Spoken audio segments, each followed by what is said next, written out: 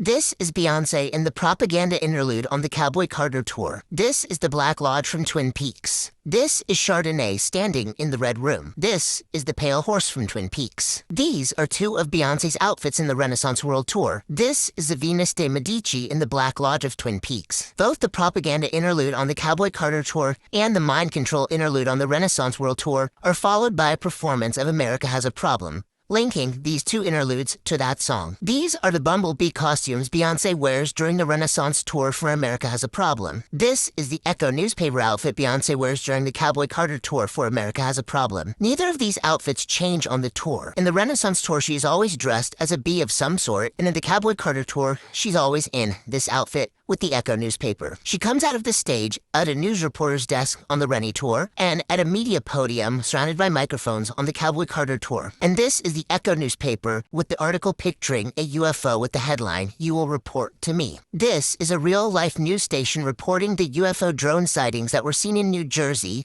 last year during the propaganda interlude on the Cowboy Carter tour. This is Agent Briggs in the show Twin Peaks, a government agent who's investigating UFOs in the town of Twin Peaks and its links to the Black Lodge. This is Beyoncé banging on the glass and screaming in a red room. This is Beyoncé tapping on the glass in the Renaissance visuals. This is Laura Palmer screaming in the Black Lodge. This is Agent Dale Cooper in Twin Peaks. This is his evil doppelganger, Mr. C. This is Laura Palmer in Twin Peaks. This is her evil doppelganger in the Black Lodge. This is Beyoncé. This is not. And this is my video on why I believe Beyoncé is using the symbolism of Twin Peaks to tell a story which involves an abduction, aliens, and a commentary on a brave new world. If you're new here, hi, my name is Lore Breakers, and I break down the lore I see symbolized in art and media, primarily focusing on Beyoncé. Really exciting announcements for my Deep Dive Hive USA members. You are getting the first taste of the LB merch store. I'm so excited. I've been working really hard on a design of a tote bag of something that y'all in the know can wear and be part of a community. Y'all voted this is your favorite design, so I put it together, and I'm excited to say that it is available now. For my American Hive, you can now shop the first Lore Breakers tote bag from the link in my bio or below in the YouTube description. And if not, you can always buy me a coffee to support if that you prefer. Thank you all for helping me grow and hopefully build this into something I can do full-time and get you more videos more often. Okay, let's dive in. Twin Peaks is a surreal mystery series about the murder of a high school girl named Laura Palmer in a small town where nothing is as it seems. As FBI agent Dale Cooper investigates, he uncovers a haunting web of secrets, supernatural forces, and the dark underbelly of American life. It was created by the genius writer and director David Lynch and Mark Frost, originally airing from 1990 to 1991, and is one of the greatest pieces of television ever made and way ahead of its time. When I watch it today, I still think, how on earth was this made over 30 years ago? I'm going to go over key details of the show to help you understand why it's important to the narrative Beyoncé's going to be telling through the film I believe she's making called Echoville. Warning, there will be major spoilers for the show Twin Peaks, so turn this video off now if you don't want to know how the show ends. So Laura Palmer is the town sweetheart and homecoming queen, and one day she's found washed up on the shore. Her parents are completely distraught and in a mental decline, as one would expect after finding out their only child was found dead. FBI agent Dale Cooper is sent to investigate her murder. During his investigation, Cooper has a strange dream where he finds himself in a red room with Laura. She leans in and whispers something to him, something he knows is key to her murder, but when he wakes up, he can't remember what she said. Later, another strange figure, the Giant, visits him in a dream and tells him this: the owls are not what they seem. This cryptic message ends up foreshadowing a meeting that Cooper has with the town's military officer, Major Garland Briggs, who just so happens to be working on a top-secret government project involving UFOs and unexplained phenomena. Since Briggs is also tracking these supernatural forces moving through Twin Peaks, he decides to help Cooper and eventually shows him a decoded message that reads, "The owls are not what they seem," which of course takes Cooper right back to the dream where the Giant said the same thing. The owls are not what they seem is a recurring phrase throughout the show. We finally learn that the evil that has been tormenting the town of Twin Peaks is via an evil entity named Bob. Bob is an evil spirit who comes from the Black Lodge and takes over the bodies of certain citizens to cause chaos and evil, and he preys on vulnerable spirits. So what is the Black Lodge? We learned from Deputy Hawk, one of the other officers from Twin Peaks working on the Palmer case, that the Black Lodge is a shadow self of the White Lodge. Both of these places are real. Deputy Hawk has Native American lineage, and it makes sense as David Lynch took this inspiration for what the Black Lodge is from the Nez Perce Native American tribe. They have very similar lore in their tribe's history. The Black Lodge is a place where every spirit must pass through on the way to perfection, and where one confronts their own shadow self. Hawk also warns that confronting the Black Lodge with imperfect courage can annihilate one's soul. So in a sense, the Black Lodge is the dark, shadowy subconscious of an individual or collective, and this is why her soul was trapped in the red room, is because she couldn't face this within her life, and it's almost going through this purification process. It's open to interpretation, but this place is where one must pass through to face their dark side on the journey to becoming whole. Whenever the owls appear in the show, it seems something with Bob happens in the town. The owls are his eyes, or perhaps the Black Lodge's eyes, and they watch the citizens through these owls. The owls are likely aliens in the world of Twin Peaks, as this Twin Peaks book dossier shows one of the owls, but with a different light shown on it, you see the face of an alien. So within the context of the show, that is likely what they are. However, they're not explicit in stating this, as David Lynch is famous for not explaining his work. Also considering that Major Garland Briggs in the show was working on something called Project Blue Book, which was an actual, real-life United States Air Force project that investigated reports of unidentified flying objects from 1952 to 1969. Big spoiler ahead. There is a scene where Laura's father, Leland Palmer, looks in the mirror and his reflection is not his own, but is Bob. In that moment, we know Laura was killed by her own father, Leland Palmer, while he was possessed by Bob. Now, I'm almost done with this recap, but this last piece is important to understand how it ties to Beyonce in the propaganda interlude. There's an important character in Twin Peaks named Windom Earle, who was Cooper's ex-partner in the FBI, and he becomes obsessed with the Black Lodge and its power. Windom decides to try to lure Cooper into the Black Lodge because he believes Cooper is the final piece in unlocking its power. Earle has learned that the lodge opens through intense fear, so he kidnaps Annie, Cooper's love interest, to generate that emotional trigger. By abducting Annie during the Miss Twin Peaks pageant, I think it's interesting how Beyonce is using these sashes, which also ties back to Pretty Hurts, which was a pageant-centric music video, but she's using these Beyonce sashes, the Reclamation of America sashes, the Cowboy Carter sashes, which are very pageant-related. So, Annie is in the Miss Twin Peaks pageant, and during this, Windom Earle tricks the audience, gets lights to black out, and he ends up basically hypnotizing her and taking her to this place in the woods in Twin Peaks called Glastonbury Grove. And he hypnotizes her and she follows him into the entrance of the Black Lodge, which is this kind of veiled thing. You kind of just walk from the thin air right into the lodge through this portal or veil. Windom Earle believes he can strike a deal with the dark forces in the Black Lodge if he can get Cooper to willingly offer his soul in exchange for Annie's safety.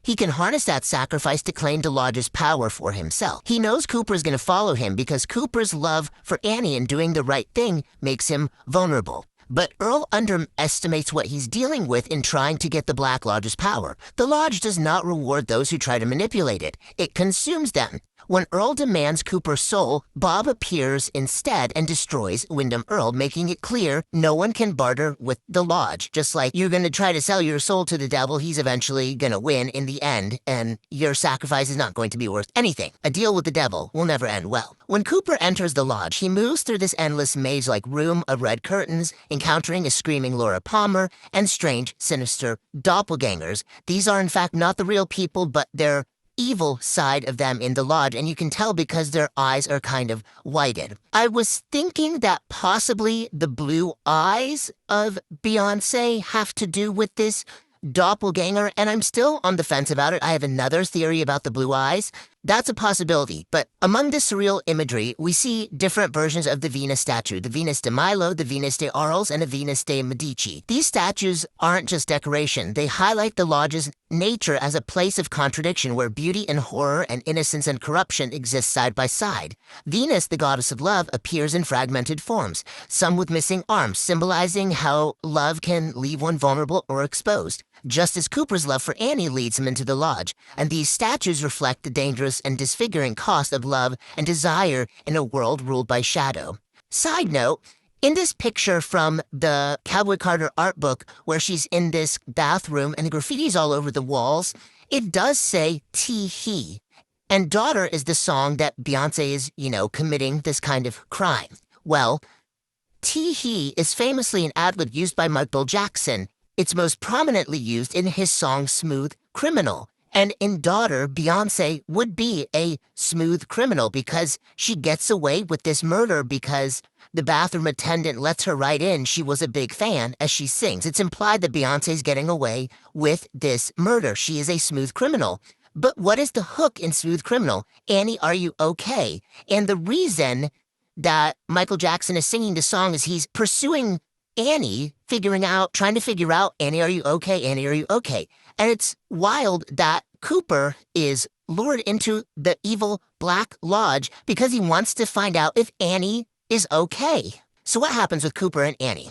Annie is found back in the woods by Agent Harry Truman and is taken to the hospital where she tells the nurse the good Dale is in the lodge. Then we see Cooper back at the hotel that he stays in Twin Peaks.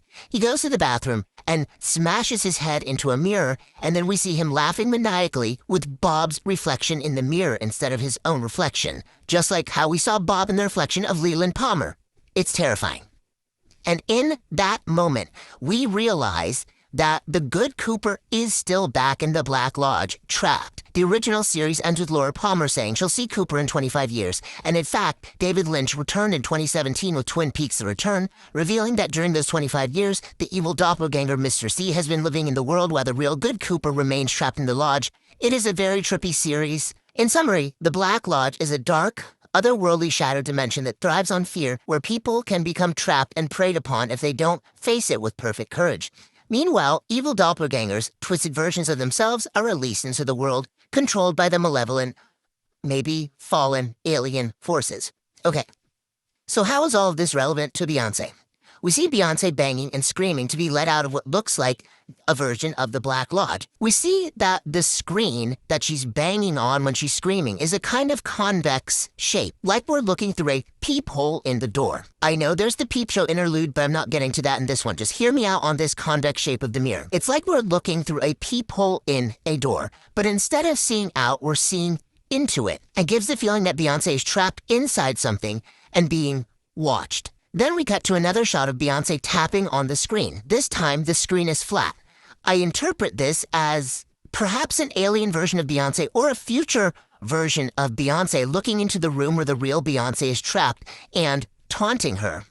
I also have thought that maybe the alien version is a future version of Beyonce that has evolved, and the reason that she's trapping this other version of Beyonce in the Black Lodge is because, remember what I said, you have to go through the Black Lodge, your shadow self, on your path to enlightenment, on your path to a rebirth, to a renaissance. Perhaps this alien version of her is a future version of her that has gone through the renaissance, and that's why she's having to go back and trap this old version of her to have this old version of her face her shadow side.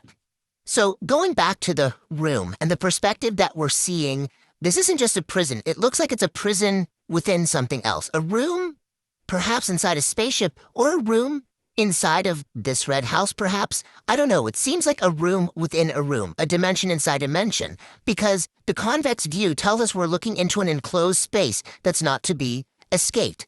The direction of the curve of this matters here because normally a peephole lets you look out into the world, like you're in the house and you're looking out into the world. But here the curve suggests that the viewer is looking in. So that flips this power dynamic. I believe that Let Me Out that we hear buried in the track of I'm That Girl is directly tied to this Beyonce being trapped in that red room. I think the alien version of Beyonce has trapped the real version of Beyonce and wants to replace her with a doppelganger version of her, an evil doppelganger, because remember, the doppelgangers in Twin Peaks are evil. I think the alien has replaced her with an evil doppelganger to be installed as the anchor of KNTY News, a local news station in the town of Echoville.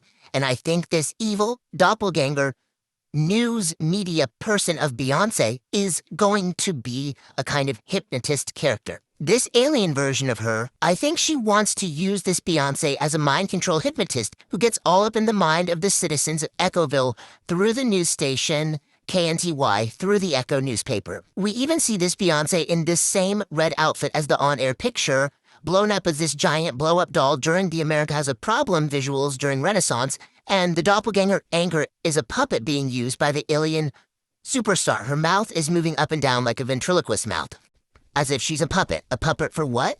The aliens who've come to town. The aliens who are coming to mind control the citizens of Echoville. I'm not 100% sure. We can't be sure, but I think it's something along these lines with the plot, that this Beyoncé has been installed to deliver their message. We've seen Echoville teased throughout the Beyoncé visuals, and this isn't just an aesthetic. She holds a trademark for Echoville, which means it's a real thing. It's coming. I predicted the name of the Rodeo Chitlin Circuit Tour based on these trademarks, and I believe it's going to be a film because in the 400-foot Cowboy interlude, Beyoncé stomps in front of the Hollywood sign. She's literally shaking Hollywood, and I don't think that's just a coincidence. I think it's very symbolic. Just like self-titled changed the music industry, completely shook the music industry to its core, basically inventing the modern surprise drop of albums and forcing the entire industry to move its release date to Fridays instead of Tuesdays. I believe this film that she's planning to drop is going to send shockwaves through Hollywood itself. I think she's going to do something very different. I think something as wild as a surprise drop film. Who has ever surprise dropped a film? Literally nobody. Beyoncé, I think she's going to do it. I just have a feeling she's going to surprise drop a film. I Will Die on This Hill, or something equally as wild, but I think that's why her foot is stomping on Hollywood and shaking the Hollywood sign as if the old world of how things are done are falling. Because we know the music industry has gatekept black people and the Hollywood industry has gatekept black people so much. And with her whole message being genres are a funny little concept, I think it's going to go beyond that. Industry norms are a funny little concept that Beyoncé just breaks left and right. And she's not gonna ask to be welcomed in to any room. She's gonna make her own rooms. Okay, so the world she's building, I think, is Echoville, a media-run dystopia controlled by the Echo newspaper and Cunty News, and this evil doppelganger version of Beyoncé being a hypnotist on the news channel.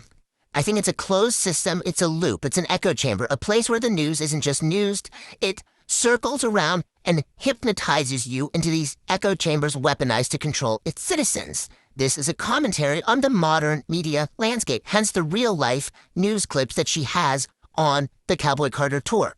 It's how we've fallen into recursive loops of influence, handed over our rights to tech companies, allowing them to spy on us in exchange for convenience. Social media where truth is shifted, repetition becomes belief, and media becomes a form of mind control. How do you surveil antennas? I think it's no coincidence that a bumblebee has these giant antennae, and a queen bee is not just a figurehead, but the neural center of a hive. That's why it says hive mind in the mind control interlude.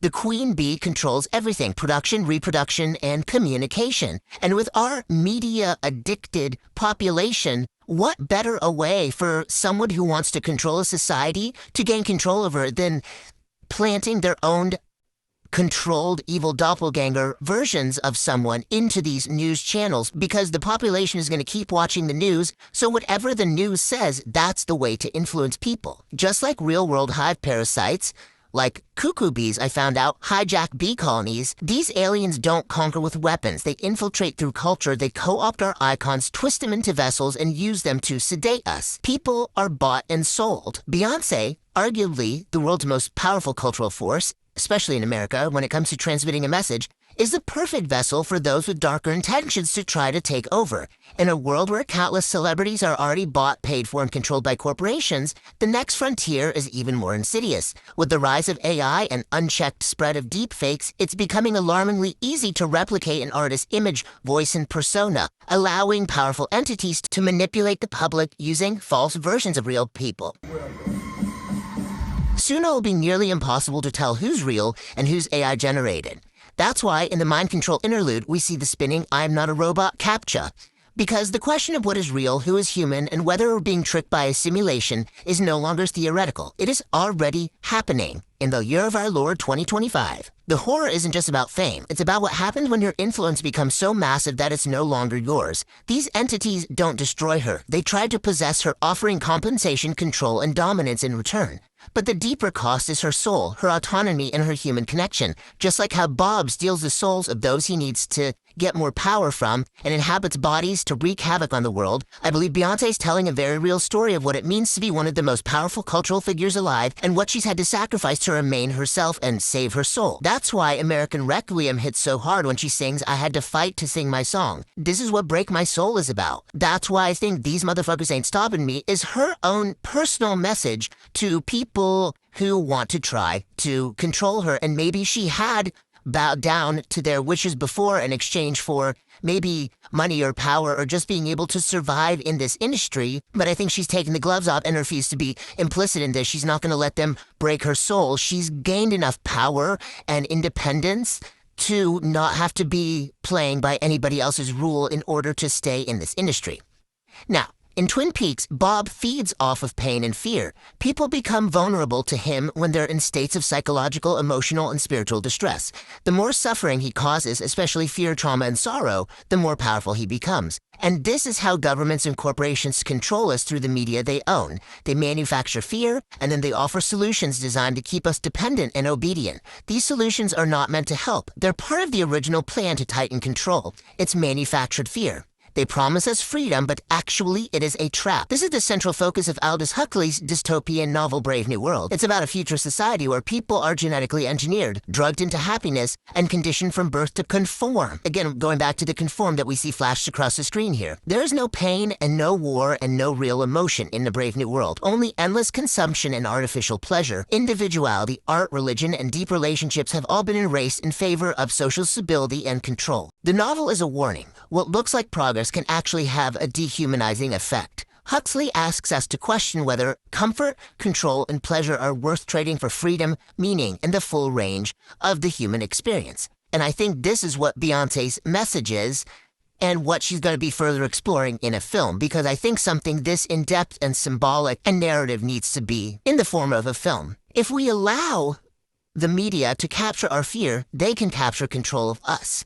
Fear puts us in survival mode, where we stop thinking critically and start responding emotionally. In this state, we're more likely to accept simple, authoritative messages without question, especially if they promise safety or certainty. Media and propaganda thrive on pain and panic because frightened people are easier to manipulate. Think about all the ways in that the news heightens your fear. It's designed that way. Keeping us scared keeps us compliant. One last thing. During this interlude, we see both Renee and Chardonnay kikiing on the moon. We also see Beyoncé performing Alien Superstar on the moon. I believe the horses aren't just symbolic. They're pawns, much like the owls in Twin Peaks. In that world of Twin Peaks, the owls are used by dark forces to watch, manipulate, and report on the citizens. They are not what they seem. And I think Beyoncé might be drawing a parallel here. The horses are a beloved, majestic, and seemingly harmless animal like an owl. However, I think they might be used as tools of surveillance. I know it sounds wild, but I kind of got a feeling about this. The owls are not what they seem. The horses are not what they seem. That's all I have for you today. If you stay till the end of this video, comment 2 mountain emojis for Twin Peaks. If you liked this video, please remember to subscribe. Pick up a Lawbreakers tote bag. On one side it says Lawbreakers was right, and on the other side it says official member of Deep Dive Hive, which all of you are official members of the Deep Dive Hive. We are not Delulu. We are Deep Dive Hive, okay? Or buy me a coffee if you'd like to support in that way. Your generosity has truly been something life-changing for me and has honestly helped me pay my bills. Again, I know you all think I'm Julius. I am not Julius, and I wish I had Julius's salary. So thank you so much to Sonia, Lissy, Mercedes, Amanita, and Maria. If you're a hardcore Twin Peaks fan, let me know what your theories are. This show has an intensely huge following, and I know that you guys are probably seeing things that I'm not even seeing. Anyways, that's all for now. Until next time, love, Lawbreakers.